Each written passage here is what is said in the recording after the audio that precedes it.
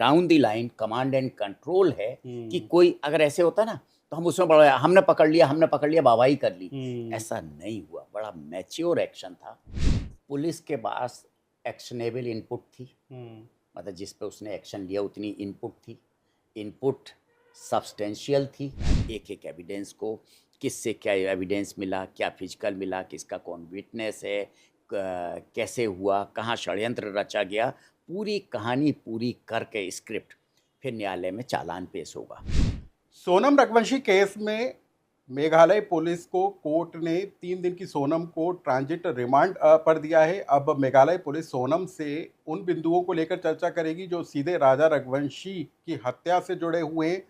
सवाल इस बात को लेकर है कि क्या वाकई में सोनम रघुवंशी ने ही राजा रघुवंशी की हत्या कराई थी? क्या उसी के जो प्रेमी हैं राज कुशवाहा जिसका नाम है, उसने इंदौर में बैठकर ही इसको पूरा प्लान किया था? तमाम तरह के सवाल हैं। हालांकि अब मेघालय पुलिस ने मध्य प्रदेश के अलग अलग हिस्सों से कुल 5 लोगों को, सोनम रघुवंशी समेत 5 लोगों को हिरासत में लिया है और अब उनकी ट्रांजिट रिमांड के जरिए पुलिस जो है पूछताछ करेगी कि आखिर इन सब के पीछे की वजह क्या थी, किस तरह से इस पूरी साजिश को रचा गया था और क्या होगा पूछताछ के दौरान, किन बिंदुओं पर पूछताछ होगी, क्या निकलकर अभी सामने आना बाकी है।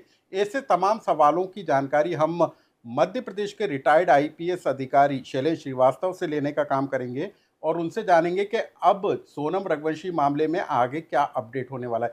सर, सबसे पहले तो मैं जानना चाहूँगा कि आपने पूरा केस देखा जी। पहले तो ये गुत्थी बड़ी उलझी हुई थी कि वाकई में क्या हुआ, राजा रघुवंशी की हत्या कैसे हुई, लेकिन जो सीक्वेंस निकल कर आए, आपने भी वीडियो देखे होंगे, कैसे पुलिस इस बात तक पहुंची कि वाकई में मर्डर है और सोनम रघुवंशी इसमें कॉन्ट्रैक्ट किलर के जरिए इसने पूरी वारदात को अंजाम दिया। आपको लगता है कि इसके सीक्वेंस पुलिस को मिल गए थे, मेघालय पुलिस को? देखिए, पहले तो मैं इस घटनाक्रम को एक दूसरे परिप्रेक्ष्य में आपसे बताना चाहूँगा। ये हाई प्रोफाइल मामला बना। इंदौर की जनता बहुत ही वाइब्रेंट है, बहुत ही सेंसिटिव है। मैं खुद इंदौर आईजी रहा हूँ और वो किसी ऑफेंस को लाइटली नहीं लेते हैं। They are very brilliant people. दूसरा, मध्य प्रदेश के मुख्यमंत्री जी ने, डीजीपी ने स्वयं इंटरेस्ट लिया इस मामले में, मतलब ये निर्देश दिए कि कोई भी कसर नहीं छूटना चाहिए।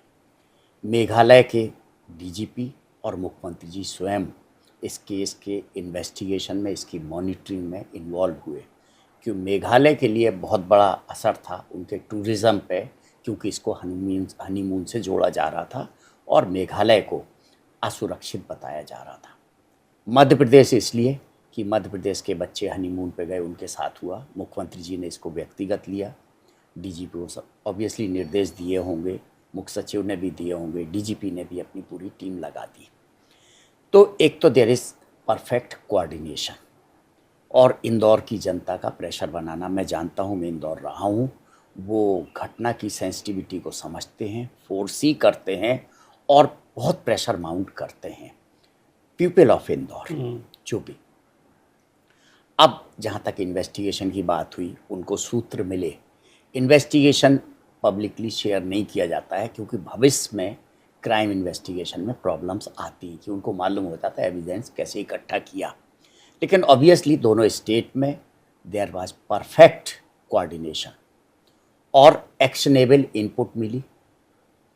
जो भी एविडेंस इकट्ठा हुआ, कुछ मेरे नोटिस में है, कुछ मैंने बिटवीन दी लाइंस पढ़ा, लेकिन शेयर करना उचित नहीं है क्योंकि भविष्य में, जैसे इसी का है तो एक पिक्चर थी सिमी ग्रेवाल की और मुझे लगता है प्लॉट उसका ऐसा ही था कि उस पिक्चर में जिस तरीके से जो प्लॉट रचा गया था, इसका भी एग्जैक्टली हूबहू उसी का है। तो अब मेघालय पुलिस को एविडेंस मिला। मेघालय पुलिस ने मध्य प्रदेश की पुलिस की मदद से, बाकी की मदद से लोगों को पकड़ा। अब यूपी पुलिस का भी रोल बहुत शानदार रहा है और मेघालय पुलिस को एक्शनेबल इनपुट मिली, जिससे गाजीपुर में एक्शन हुआ। पुलिस ने उसको हिरासत में लिया क्योंकि मेघालय पुलिस को वहाँ तक पहुँचने में समय भी लगता है। तो एक तो 3 राज्यों की इसमें सबसे बड़ी चीज़ है, दोनों सरकारों की, मध्य प्रदेश सरकार, मेघालय सरकार का परफेक्ट कोऑर्डिनेशन दोनों के डीजीपी का और down the line police officers का कोऑर्डिनेशन, प्लस यूपी पुलिस की sensitivity, quickness, perfectionism, and then Meghalaya police को कोऑर्डिनेशन। तो 3 राज्यों की पुलिस ने एक ये स्थापित किया कि हम मिलके कैसा काम करते हैं। इतना सा भी लैकुना इन्वेस्टिगेशन में या कल्मिनेटिंग इनटू अरेस्ट नहीं हुआ। अब लॉ पे आ जाएं। लॉ में ये है, ऐसे डायरेक्ट कोई ट्रांजिट रिमांड और वो ऐसे का कोई प्रोविज़न नहीं है। प्रोविज़न है सेक्शन 167 सीआरपीसी में, नए एक्ट में धाराएं दूसरी होंगी। उसमें कहा गया कि अगर 24 घंटे के अंदर इन्वेस्टिगेशन पूरा नहीं होता है तो उसका प्रोसीजर दिया गया है। अब वो प्रोसीजर क्या है? कोई व्यक्ति किसी को अरेस्ट कैसे कर सकता है? सेक्शन 41 सीआरपीसी में दिया हुआ है, नए में अलग होंगे सेक्शंस। मेघालय पुलिस को ये वांटेड थी, अगर केवल हम इस लेडी की बात करें तो, बाकी को तो था ही, बीना में पकड़ा, वहाँ पकड़ा, इंदौर पुलिस, सागर पुलिस, हाँ another coordination with in Madhya Pradesh. मतलब हायरार्की का बहुत अच्छा down the line command and control है कि कोई अगर ऐसे होता ना तो हम उसमें हमने पकड़ लिया वाहवाही कर ली, ऐसा नहीं हुआ। बड़ा मैच्योर एक्शन था। सागर पुलिस ने बीना में पकड़ा, इंदौर पुलिस से कोऑर्डिनेट हुआ, मेघालय पुलिस से कोऑर्डिनेट हुआ और सब मिल के इस तरीके से एक अंजाम दिया कि 5वें आरोपी को भी पकड़ा। कोई जगह अगर बहुत दूर है तो ट्रांसपोर्टेशन में उसको ले जाने में समय लगेगा, हवाई जहाज से हर जगह नहीं हो सकता, रोड से जाना पड़े, हो सकता ट्रेन से जाना पड़े, तो सामान्यतः 72 घंटे तक का दे देते हैं। जैसा इस केस में आप लोग के माध्यम से मालूम पड़ा, ये 72 आवर्स का दिया है, क्योंकि इतनी दूर है जहां उनको ले जाना है अपने मेघालय के कोर्ट में, तो 72 घंटे लगे। अब ले जाके वहाँ पे पेश करेंगे। अच्छा, उसको ग्राउंड भी बताना पड़ते हैं कि किस बेसिस पे मैंने आपको अरेस्ट किया है। ये जो ट्रांजिट न्यायालय है, इसका काम है कि वो देखे कि आपके पास एविडेंस है, आपने इसको अरेस्ट किया है, आपके पास सही ग्राउंड्स हैं या नहीं, वो अपने को सेटिस्फाई करता है। उसके बाद आपको ट्रांजिट रिमांड देता है कि आप जाके ले जाके कोर्ट में पेश करिए, वहाँ से फिर आपको जो करना हो वो करिए। इस कोर्ट का काम अपना ट्रांजिट ट्रांजिट रिमांड देने वाले कोर्ट का काम अब खत्म हो जाता है। अब ट्रायल कोर्ट में वहाँ के चीफ जुडिशियल मजिस्ट्रेट का होता है कि जहाँ भी जाए उसके सामने जाके उसको पेश करेंगे। मेट्रोपॉलिटन एरिया तो चीफ मेट्रोपॉलिटन मजिस्ट्रेट के सामने पेश करेंगे, एविडेंस बताएंगे, फिर नाउ अब वो उसमें पुलिस रिमांड दे आपको फर्दर इन्वेस्टिगेशन के लिए, या आपको जुडिशियल रिमांड दे कि उसको जेल भेज दें, अब आपका इन्वेस्टिगेशन पूरा हो गया, या उसको बेल दे दें कि आपके पास है नहीं। उनके पास 3 ऑप्शंस हैं। तो अब ऑब्वियसली इतना हाई प्रोफाइल केस है, इतना एविडेंस इकट्ठा करना है, ऑब्वियसली पुलिस रिमांड देंगे और 15 दिन की फर्स्ट गो में मिल जाती है। अब हो सकता है 5-5 दिन के लिए, ये पुलिस के ऊपर है। और या जितने दिन में एविडेंस कलेक्ट हो जाए, वो कहाँ कहाँ रही, उसकी जो स्टोरी है, उसका जो स्टेटमेंट आया है, उसको वेरीफाई करेंगे, उसको कंट्राडिक्ट करेंगे, क्योंकि उस स्टेटमेंट को रिकॉर्ड में लेंगे, और फिर उसके कंट्राडिक्शंस, क्या सच में किडनैपिंग हुई थी, नहीं हुई थी तो कहाँ रही, किससे बात हुई, इतने दिन, वो एक एक चीज़, and she will have to produce. और क्योंकि एक्यूज के स्टेटमेंट का कोई मतलब नहीं होता है, कन्फेशन का भी कोई मतलब नहीं होता है, लेकिन resulting into facts, discovery of facts, कि हाँ वो इस होटल में रही तो होटल के रजिस्टर थे, उसमें दस्तखत थे, या 4 लोगों के कमरे में बंद रही तो क्या पड़ोसी लोग बता रहे हैं हो रहा है, तो उसके स्टेटमेंट का वेरिफिकेशन होगा, एविडेंस होगा, कॉन्स्पिरेसी कब उन्होंने बनाई, और इसमें क्या कोई और भी इन्वॉल्व है, क्या physical evidence, electronic evidence, material evidence, क्या क्या और इकट्ठा करना है वो होगा। सर, अभी रिमांड में तमाम तरह की बातों की पूछताछ होगी और उसके बाद निकल कर आएगा, लेकिन शुरुआती तौर पर जो मेघालय पुलिस है, वहाँ के जो मिनिस्टर हैं, वो साफ तौर पर कह रहे हैं तो लव ट्रायंगल का मामला है, और सीधे पुष्टि भी हो रही है कि जो सोनम रघुवंशी है उसी ने कॉन्ट्रैक्ट किलर के जरिए इस पूरी घटना को अंजाम दिया। तो इसके क्लू यानी पहले ही पूछताछ से पहले ही पुलिस कैसे ये नहीं, देखिए मैंने आपको बताया, पुलिस के पास एक्शनेबल इनपुट थी, मतलब जिस पे उसने एक्शन लिया उतनी इनपुट थी, इनपुट सब्सटेंशियल थी, एविडेंशियरी वैल्यू थी उसकी, तभी तो पुलिस किसी को अरेस्ट करेगी। और जिस कोर्ट में, जो भी ट्रांजिट कोर्ट है, उसने उससे सेटिस्फाई हुआ। हम मीडिया में कुछ भी कहें, कोई कुछ भी कहे, केस डायरी क्या बोलती है कोर्ट तो वो देखता है। केस केवल रजिस्टर होने से नहीं होता है, इन्वेस्टिगेशन कलेक्ट होगा। केस डायरी पब्लिक डॉक्यूमेंट नहीं है, वो शेयर नहीं की जाती है पब्लिक में। इन्वेस्टिगेशन के डिटेल्स पब्लिक में शेयर नहीं किए जाते हैं।